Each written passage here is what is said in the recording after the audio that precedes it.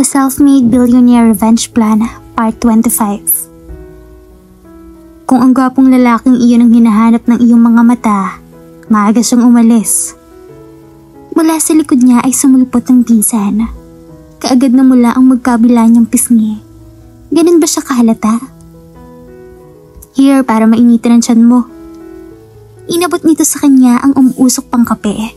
Pagkatapos, isinama siya nito sa komedor. Siya naman ay tila batang sumunod dito. Please, Yatrina. Kailangan mo kumain. Baka ikaw naman itong magkasakit sa ginagawa mo. Sabi pa ni Ella na nilapag sa harapan niya ang sandwich. Hindi pa naman ako nagugutom eh. Sabi ni Rina na humigop ng kape. And your coffee is good. Thank you. Ngumiti ang dalaga bago sinabing, yun din sinabi mo kagabi. Pero kailangan mong kumain kahit wala kang gana. Isinalang nito ang lutuan sa kalan at naglagay ng kaunting mantika pagkatapos ibinuksan nito ang fridge saka kumuha ng 2 itlog. Anong prefer mo? Scramble or sunny side up? Hindi naman ako gutom kasi. Tinaasan siya ng kiling ni Ella na halatang hindi nagustuhan yung sagot niya. Alright, scramble egg. Nginitian siya ni Ella saka mabilis na isinalang ang itlog sa lutuan. I like him. Maya-maya sabi ni Ella na ikinatingin ni Rina. I like him for you. Palagay ko'y mabuti siyang tao. Napayuko si Rina saka muling sumimsim ng kape. Sino? Kunwari di niya maunawaan ang ibig sabihin nito. Ella looked at her and rolled her eyes. You know what I mean. Napayuko siyang mali upang itago ang pamumula ng pisngi. Nakaramdam ng pagkapahiya. Here, please eat. Ubusin mo lahat niyan. She smiled at her as she sat in front of her. I don't know. You don't know what? Hindi ko alam kung anong relasyon ang meron kami. But I do like him too. No. I have loved him so much that I will do anything for him. Ang nais pa sana ni Rain ang idugtong pero minabuting sarili niya na lamang muna iyon. At malakas ang kutob ko na gusto ka rin niya. Ba't hindi na humiwalay sa'yo ah? Kinikilig na wika ng dalaga. That made her blush once more. Physically, yes. Hindi lang ako sigurado sa totoong damdamin niya para sa akin. Sa loob ni Rina, hindi ko pa pala kayo na ipapakilala sa isa't isa. Oh, don't bother. We already met last night. Pag-akit mo, upang magpahinga. Sagot ni Ella. And I can say that he is the man of every woman's dream. A Prince Charming. A knight perhaps. And why he's so handsome and sexy? Humahagikik na pahayag ni Ella. Naging siya ay natawa sa paglalarawan ng pinsan pero kaagad din niya iyon sinang-ayunan. So, how did you two have met? Hindi na ituloy ni Rina ang sasabihin nang biglang pumasok sa komedor si Ruby. Napako ang tingin ni Ella sa kasambahay. Magandang umaga po, Senyorita Rina. Magandang umaga rin sa'yo, Ruby. Please, tawagin mo na lang akong Rina. Wika ni Rina. Nakailang beses na siyang sabi rito na huwag na siyang tawaging Senyorita pero ganun pa rin ang tawag nito sa kanya. Besides, she reckoned her as her friend already. Iyon nga lang ay nahihiya siyang magsabi dito tungkol sa kanila ni Froilan. Siya nga pala, si Ella pinsan ko. Sorry, hindi ko pa siya napapakilala sa inyong lahat. Hinging pa umanhin ni Rina. Hi, Ruby. Si Ella nanginitian ng babae. Hi din po, Ma'am Ella. Oh please, hindi ko gustong formalities. Tawagin mo na lang din akong Ella. Suit yourself. Sige, kung yan ang gusto nyo. Ngumiti rin ito sa kanilang dalawa. Oh, magtitimpla nga pala ako ng kape. Nahihiyang wika ni Ruby at nagsimula magtrabaho. She's pretty. Sa Ella na hindi na itago ang admirasyon sa babae nang makalabas ni ito ng kusina. She doesn't look made for me. Dagdag pa nito. Tama ka, napansin ko rin yan dati pa. Siguro ay kakaiba lang si Ruby kumpara sa iba. And she's funny as well. Turan ni Rina bago muling kumagat ng sandwich. Ilang taon na ba siya nagtatrabaho dito? May kuryosidad sa tinig ni Ella. Mahigit 1 taon pa lang. And why the sudden curiosity? Nagkibit palikat si Ella. Well, just like Fräulein, I like her too. We can be friends too, I suppose. She said smiling. But the truth, she saw Ruby talking to Nathan last night. Nakita niya kung paano mangislap ang mga mata ng babae habang kausap ang lalaki, pero hindi na nito iyon kailangan banggitin kay Rina. Pinilit ni Rina na maubos ang mga pagkaing inihain sa kanya ng pinsan. Ayaw din naman niyang mag-alala pa ito sa kanya, lalo pat ngayon lamang sila muling nagkita. Gayunpaman ay patuloy pa rin ang komunikasyon nila sa isa't isa dahil nagpapalitan sila ng mga mensahe noong kabataan pa nila. Nag-uusap din sila through SMS or through Facebook message at kung minsan ay nagla-long distance call si Ella sa kanya. Naputo lamang ang kanilang kombinasyon nang maospital ang kanyang ama at kunin ni Fräulein ang telepono niya. Bakit nga pala hindi mo sinama si Diego? Nagtatakang tanong na Rina. Excited pa naman ako makita siya. Hindi na itago ang lumbay sa mga mata ni Ella nang banggitin niya sa Diego. Biglang sumama ang pakiramdam niya eh. Siguro dahil sa matagal na biyahe. Ayoko naman nalalong mapasama ang kalagayan niya kapag sinama ko pa siya rito. Pagpasensyahan mo na, Kaz. Inabot ni Reyna ang kamay ng pinsan at marahang pinisil. Ayos lang yun. Naiintindihan ko naman. Mabuti na rin yun para makapagpahinga si Diego. Kamusta ang kalagayan niya ngayon? He's fine now. Katatawag ko lang sa kanya kanina. Salamat naman sa Diyos. I'm sorry pati ikaw na abala pa. Malungkot at sinserong tura ni Rina. No! Hindi ka abalahan ng pumarito, Kaz. I just feel sad na sa ganitong pagkakataon tayo muling nagkita. Hindi nga rin ako nakapunta noong namatay ang mama mo. Tapos ngayon, hindi ko man lang masisilahin ng tito bago siya. She croaked. Kaagad nag-init ang sulok ng mga mata. I'm sorry, Reyna. I'm really sorry for your loss. Tuluyan na itong bumigay. Sa pagkakataong iyon, si Reyna naman ang bahagyang pumisil sa palad ni Ella. It's all right. Ella, may dahilan naman kaya hindi ka nakapunta at naiintindihan ko yun.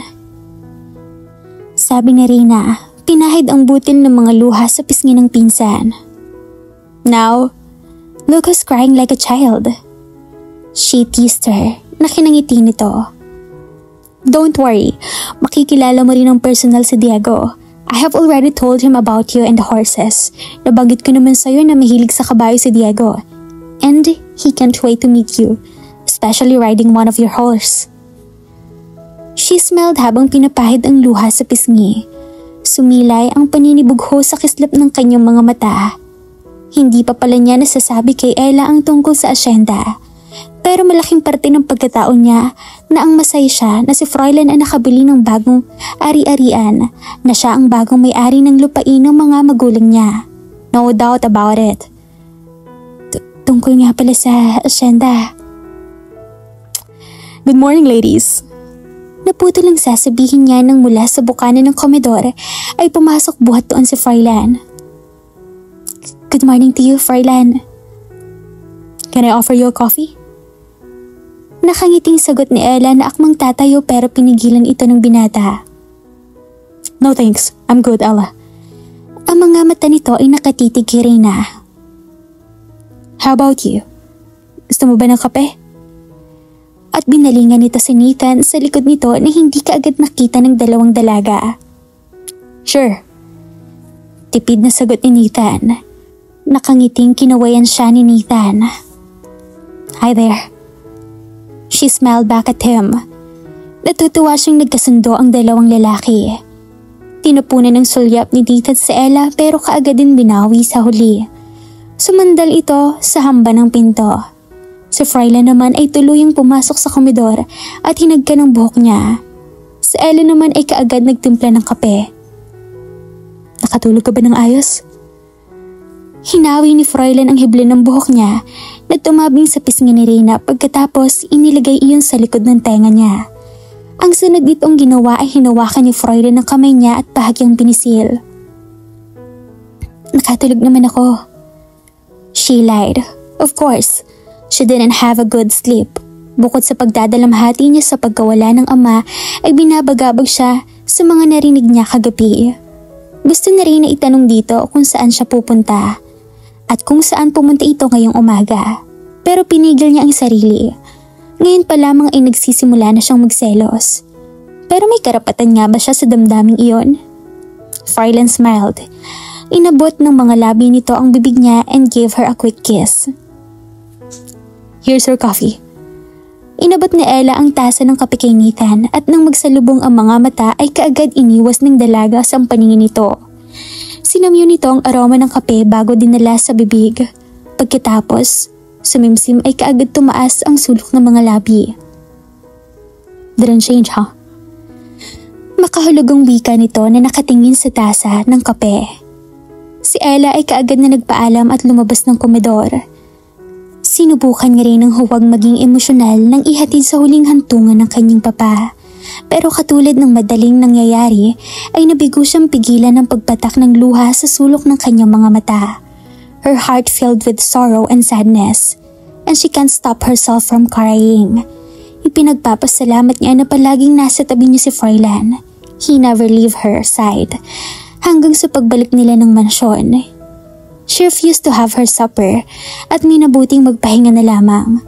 Sinamahan siya ni Fräulein hanggang sa silid niya. She didn't even mind nang bihisan siya nito ng pampatulog. After all, she has nothing to hide from him. Nakita na hawakan na dama na nito ang alinmang parte ng katawan niya. Ang sunod nitong ganawa ay marahan siya nitong pinahiga sa kama sa kakinumutan. Take a rest, he said, and he kissed her temple. Akmang tatayo ang lalaki nang pigilan ito ni Reyna. Can you stay? Please? Nakikiusap ang tinig ni Reyna. Higit niya itong kailangan ngayon.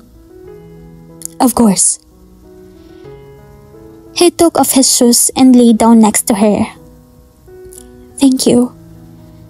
Si Reyna nakaagad na yumakap at isiniksik ang mukha sa dibdib ng lalaki.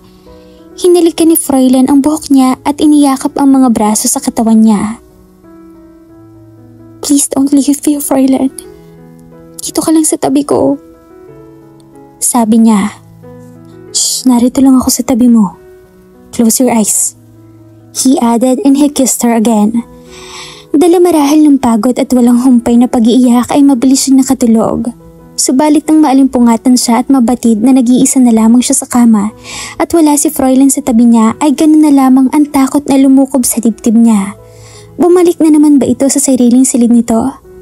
Again, she felt the emptiness in her heart. Ganito na lang ba lagi ang setup nila? Nagsimulang mag-init ang gilid ng mga mata niya nang biglang bumukas ang glass sliding door ng balkonahe at pumasok buhat doon ng lalaki. Napalitan ng kasiyahan ang paninibugho ng kanyang mga mata. Sa pamamagitan ng liwanag na nanggagaling sa sinag ng buwan ay nakikita niya ang kamachohan nito. She knew that he was wearing white shirt and boxer. Iyon ang suot nito tuwing natutulog. Kung ganon ay hindi siya nito iniwan. She felt relieved that Fräulein stayed with her. Pero anong ginagawa nito sa labas ng balkonahe? I'm sorry if I wake you up. May tinatawagan lang ako. Tinawagan ba ni Fräulein ang kausap nito noong isang gabi? Mabilis ang pagkirot ng sakit sa dibdib niya. Bumangon si Reyna sa kama higpit na yumakap sa binata. Fräulein, make love with me. Pagkasabi niyon ay kusa niyang tinawid ang pagitan ng kanilang mga labi. He grabbed her waist and pressed himself against her body. Napasinghap siya sa loob ng bibig nito nang maramdaman ang katigasan ng bahagi ng katawan ni Fräulein. Hinayaan niyang gumawa ng masarap na landas ang mainit na mga palad ni Fräulein sa katawan niya. I want you now, Fräulein. Nagmamadaling tinanggal niya ang sariling kasuotan pagkatapos isinunod nito ang pagtanggal ng damit ni Fräulein. Fräulein smiled and rejoiced. Marahan siyang hiniga sa kama. Take me now. She begged as she opened her tights to welcome him. Inabot ng mga labi ni Froilan ang mga labi niya.